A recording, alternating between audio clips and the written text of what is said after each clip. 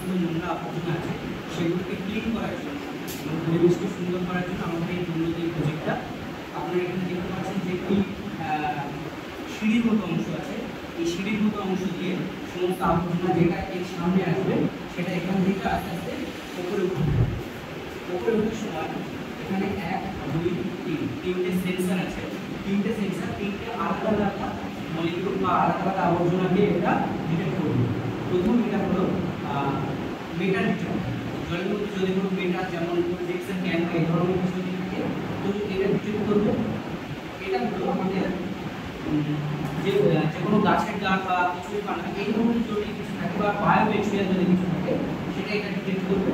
এবং লাস্ট যেটা আছে এটা আমাদের প্লাস্টিক ডিটেক্ট করার পর আমাদের এখানে একটি চেম্বার আছে, যে চেম্বারে তিনটে আলাদা আলাদা পার্টিশন করা আছে।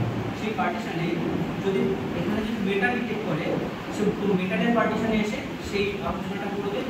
যদি আমাদের প্লাস্টিক ডিটেক্ট করে তো প্লাস্টিক এখানে করবে।